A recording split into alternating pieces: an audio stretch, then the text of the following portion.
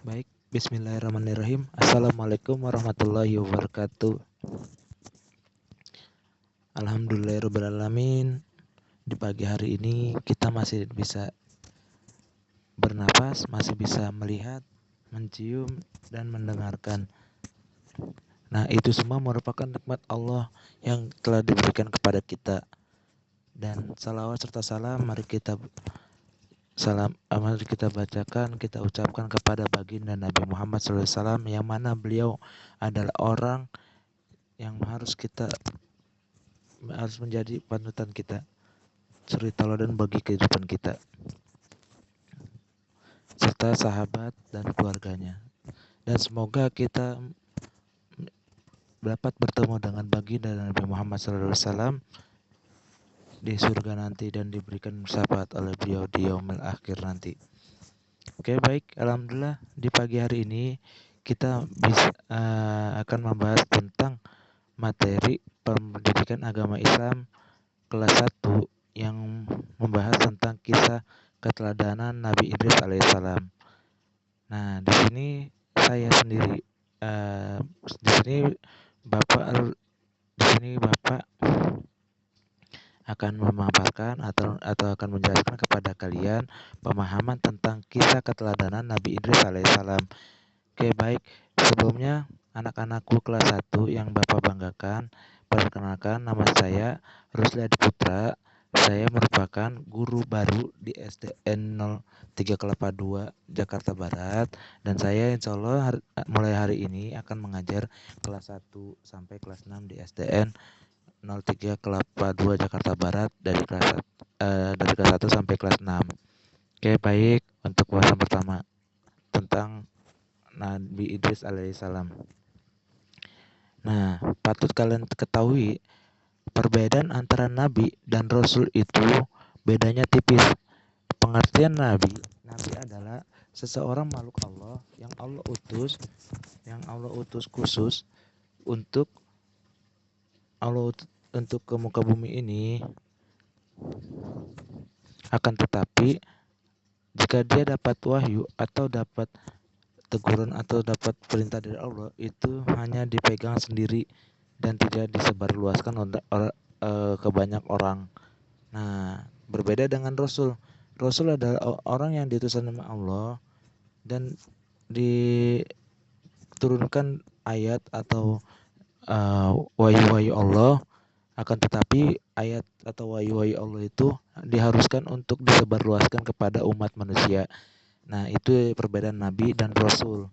Nah, ini yang kita ketahui, Nabi dan Rasul itu ada 25 sesuai dengan lagunya yang sudah Bapak share di grup WhatsApp itu. Saya harap nanti kalian membaca, kalian harus menghafal untuk.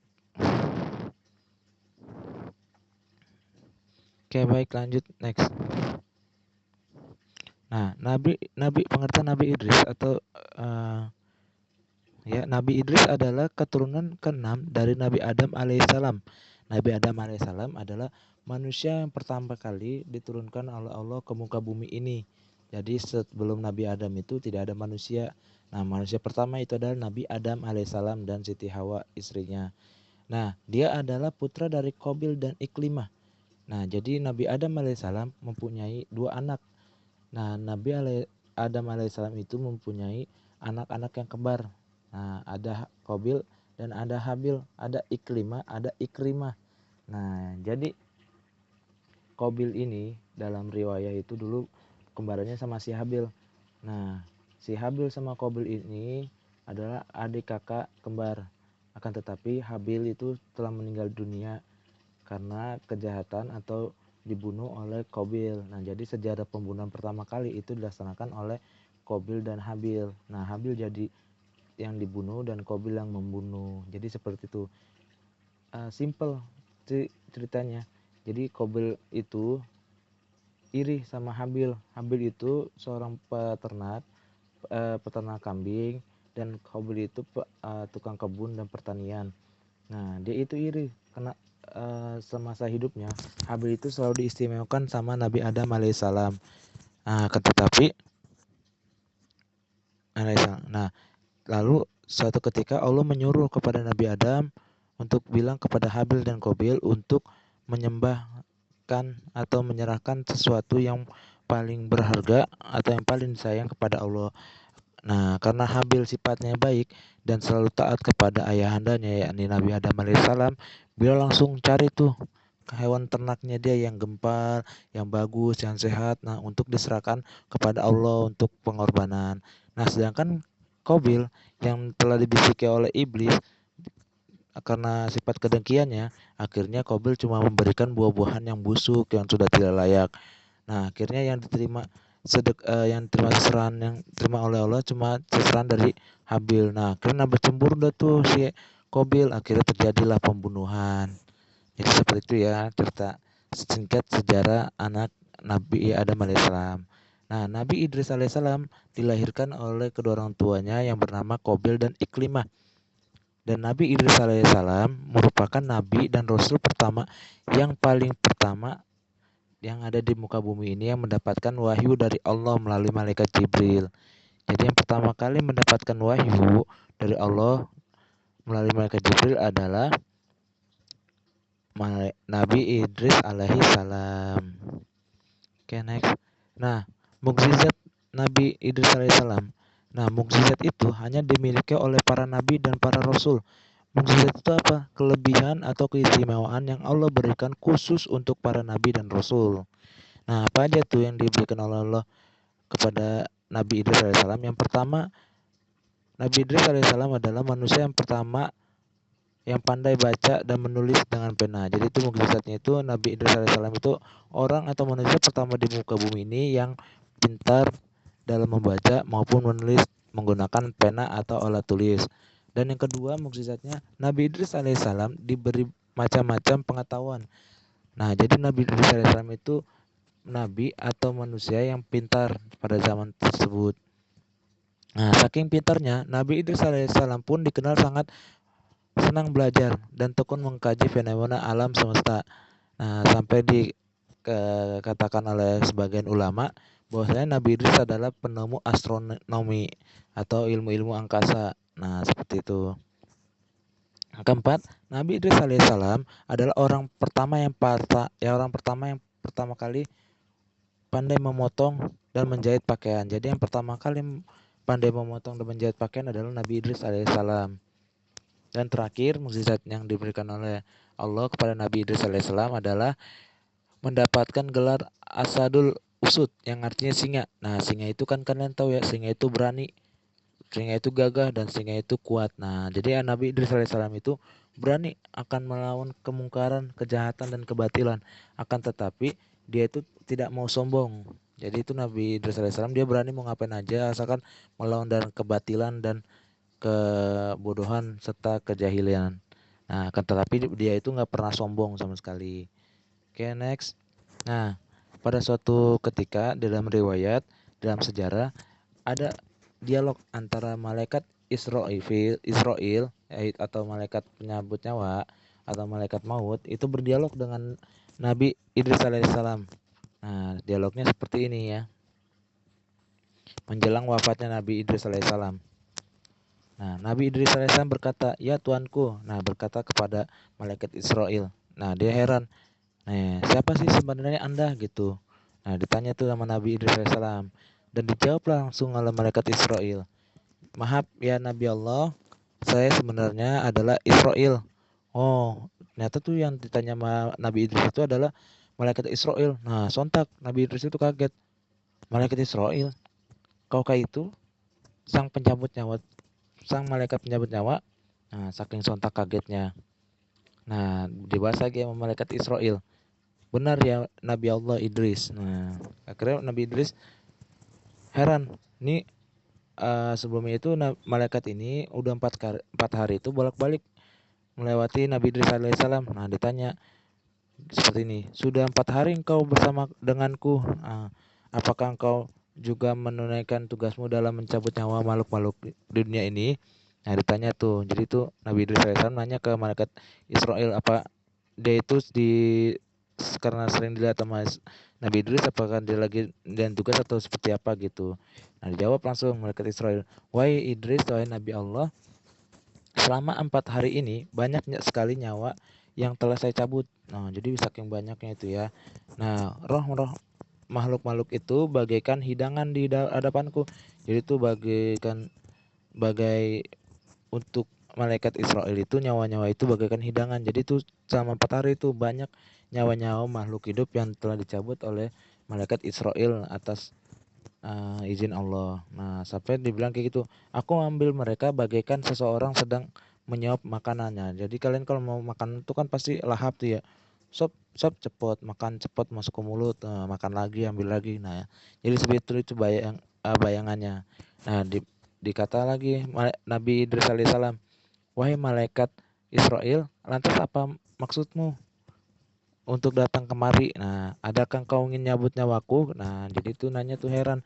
Ini malaikat nyabut nyawaku datang ke sini, apa dia pengen nyabut Nabi Idris? Nah, dijawab langsung sama malaikat mautnya. Oh, tidak, Nabi Allah Idris, saya datang memang untuk mengunjungimu. Nah, jadi tuh malaikat maut itu datang ke Nabi Idris itu hanya untuk pengunjungan, mengunjungi. Karena kenapa dia mengunjungi? Karena saya rindu dan Allah mengizinkan. Jadi sebelum dia melaksanakan tugasnya, nah malaikat penyabut nyawa itu izin ke Allah. Nah, izinnya karena dia pengen ketemu sama Nabi Idris alaihissalam karena akan kerinduannya. Nah, akhirnya diizinkan, akhirnya dia bisa bertemu dengan Nabi Allah. Nah, setelah itu Nabi Idris alaihissalam ngomong ingin meminta sesuatu. Nah, wahai Israel, saya punya satu permintaan. Nah, kata Nabi Idris ya, tolong kabulkan. Maksudnya tolong disampaikan ke Allah dan tolong dikabulkan langsung. Nah, tolong cabut nyawa saya, kata Nabi Idris, dan minta izin kepada Allah untuk mengembalikan nyawa saya. Jadi setelah dicabut sama malaikat tersebut, nah Nabi Allah Idris itu minta dibalikin lagi ke dunia. Nah, kenapa dia kayak gitu? Nah, Nabi Idris alaihissalam itu hanya ingin merasakan sakaratul maut yang banyak orang katakan sangat dahsyat. Jadi itu sakaratul maut itu sangat dahsyat sekali. Kalau diimajinasiin hingga 10.000 pedang menusuki badan kita. Nah, itu begitu dahsyatnya. Nah, akhirnya malaikat Israel, sungguhnya saya tidaklah mencabut nyawa seseorang melainkan izin Allah. Akhirnya malaikat Israel itu berdialog kepada Allah, meminta izin untuk mencabut nyawa Nabi Idris alaihissalam dan mengembalikannya.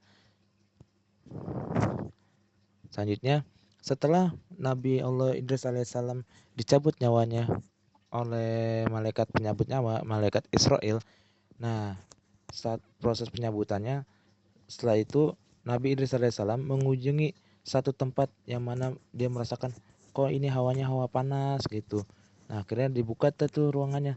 Oh, ternyata itu adalah neraka, kata malaikat Israel.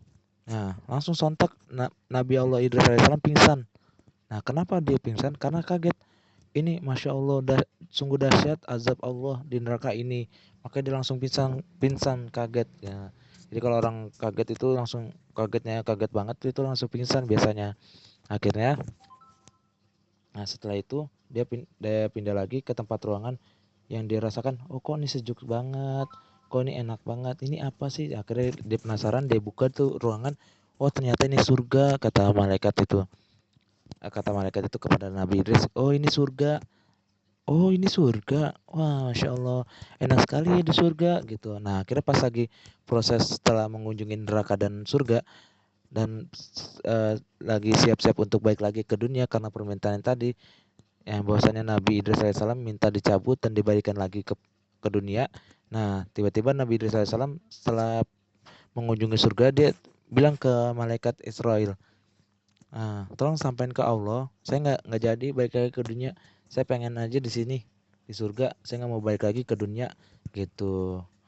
Terus malaikat Israel bilang kayak gini, maaf ya Nabi Allah Idris, saya tidak bisa itu karena surga dan neraka itu ditempatkan pada akhir kiamat. Nah, akhirnya udah nggak apa-apa, saya di sini aja nggak apa-apa, di akhir sampai akhir kiamat gitu. Maaf Nabi Idris alaihissalam, kamu harus balik. Nah, seketika pas lagi di langit keempat itu Nabi Idris alaihissalam akhirnya meninggal dunia. Nah, jadi anak-anakku yang saya banggakan dan saya hormati, bahwasanya surga dan neraka sampai detik ini itu masih dalam keadaan kosong. Karena kenapa? Surga dan neraka itu orang tempat orang-orang yang telah melalui hisab, sebelumnya melalui alam barzah, dan sebelumnya telah melewati padang mahsyar. Jadi itu kita di dunia ini yang pertama kali kita dalam keadaan dunia ruh. Di dunia ruh itu masih dalam dunia ruh. Nah, setelah itu Allah tiupkan tuh ruh kita ke dalam dunia rahim. Nah, dunia rahim itu maksudnya kita dalam kandungan dari ibunda kita. Nah, setelah dunia rahim, akhirnya keluar kita brojol, ibu kita melahirkan. Nah, itu kita dalam keadaan dunia yang seperti ini biasa. Dunia biasa. Nah, dunia kanak-kanak, dunia remaja sampai ke dunia tua. Nah, sampai dicabut sama Allah nyawanya, kita balik lagi ke tanah, yakni alam barzah. Nah, di alam barzah itu kita diperhitungkan hisab, maaf, perhitungkan amal-amal kita saat di dunia. Entah kita nauzubillah min zalik, dan semoga kita dijauhkan dari ini dari siksaan Allah, dan semoga nanti kalau misalnya kita meninggal dalam keadaan husnul khotimah, bukan suul khotimah. Husnul khotimah itu dalam keadaan baik.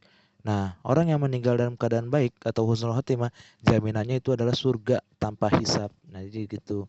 Saking enaknya. Semoga kita sama-sama jadi dalam keadaan meninggal dalam keadaan husnul khotimah.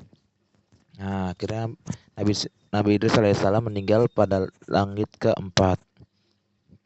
Oke, next. Nah, dari kisah tersebut, kisah keteladanan Nabi Idris alaihissalam, Nabi Idris alaihissalam berpesan kepada umatnya dengan nasihat-nasihat. Yang pertama, sholat jenazah lebih baik sholat jenazah lebih sebagai penghormatan, karena pemberi syafaat hanya Tuhan sesuai ukuran amalan kebajikan.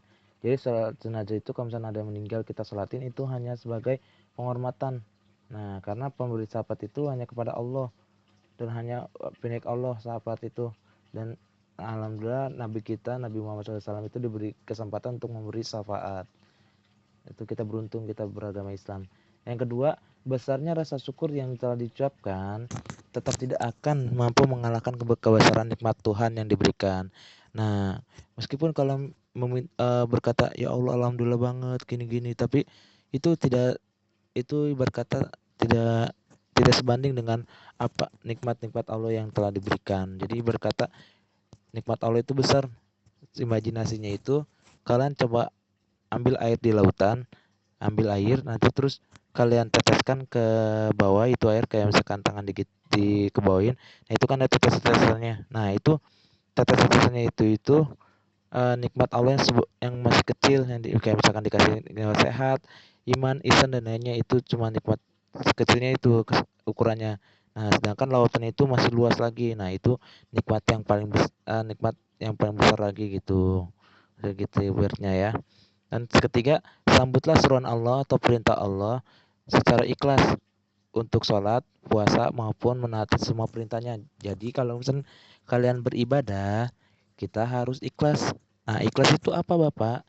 Ikhlas itu melakukan sesuatu perbuatan yang kita lakukan tanpa minta imbalan sesuatu kepada manusia atau makhluk lainnya, melainkan hanya kepada Allah Subhanahu wa taala. Jadi kita kalau ngelakuin sesuatu berharap semoga Allah itu yang ngasih kita hadiah, bukan kita malah mengharapkan aku mau ngelakuin ini ya biar dilihatin orang. Nah, itu nggak boleh, itu bukan ikhlas tapi ria. Jadi semoga nanti kalian tidak ada yang seperti itu ya. Kalau misalnya kerjain sesuatu harus ikhlas. Nah, selanjutnya keempat, hindari hasad. Hasad itu benci, dengki kepada orang lain ya. Nah, benci kepada orang lain atau dengki kepada orang lain yang sedang mendapatkan rezeki. Jadi kalau misalkan kalian melihat teman kalian atau tetangga kalian mendapatkan rezeki, kalian tuh nggak boleh dengki kepada orang tersebut. Nah, kenapa kita nggak boleh dengki? Karena hakikatnya jumlah itu yang didapetin sama orang itu tidaklah banyak apa yang diberikan nikmat Allah, apa yang diberikan nikmat oleh Allah kepada kalian. Nah, jadi kan kita nggak tahu nikmat Allah itu banyak. Nah, bisa aja itu mereka yang dapat segitu, nanti kita diberikan nikmat pada Allah itu yang lebih banyak daripada yang tadi yang yang kalian lihat atau kalian pengen benci gitu. Jadi nggak boleh seperti itu ya. Kita nggak boleh hasad atau dengki kepada rezeki orang lain. Nah, bisa aja dia dapat rezeki, misalkan contoh dia beli mobil, akan tetapi besokannya dia lagi sakit-sakitan. Nah, akhirnya itu nggak begitu enak ya. Dengan kalian yang belum dapat mobil tapi masih diberikan kesehatan, akhirnya masih bisa jalan, masih bisa beraktivitas. Jadi seperti itu, kita nggak boleh sama sekali dengki sama orang lain. Selanjutnya, dan terakhir, menumpuk-numpuk harta tidak ada manfaatnya bagi diri kita. Jadi kalau misalkan kalian punya harta, itu nggak boleh disimpan terus hartanya. Misalkan contoh dapat duit banyak nih, duitnya banyak 100.000. Nah, kalian simpen terus tuh sampai tua tuh duitnya. Nah, itu nggak boleh, nanti malah nggak ada manfaatnya. Lebih baik kalian bersedekah, kasih ke kotak amal masjid, atau kasih ke kaum duafa dan neneknya. Nah, karena kalau misalnya kita bersedekah, kita melakukan sedekah itu sistemnya sama aja, nanti akan dilipat gandakan oleh Allah. Kalau di dunia ini, di dalam sistem dunia ini yang saya ketahui itu sistemnya kayak sistem MLM. MLM itu jadi misalnya kamu modal segini, jadi kayak nanam saham. Jadi kalau misalnya kamu belum tahu, jadi nanam saham itu, jadi kamu naruh saham misalkan 10.000. Nah, karena ada perjanjian kerjasama sama yang lain, nah patungan 10.000 dan dapat untung 20.000. Nah, itu masih kecil dibanding kita harus menanam saham kepada Allah. Cara menanam saham ke Allah yaitu caranya beramal, naruh kotak amal di masjid, terus bangun-bangun masjid dan lain-lainnya. Jadi seperti itu ya semuanya. Oh ya, ternyata ada yang terakhir lagi, kehidupan hendaknya diisi dengan hal-hal yang baik atau perbuatan yang baik. Jadi kalau misalnya kita sama hidup, kita harus selalu berbuat baik, tidak boleh berbuat keburukan gitu. Dan kita harus ambil hikmahnya. Nah, mungkin itu saja yang dapat saya presentasikan hari ini. Kurang lebihnya mohon maaf. Akhirul kalam. Assalamualaikum warahmatullahi wabarakatuh.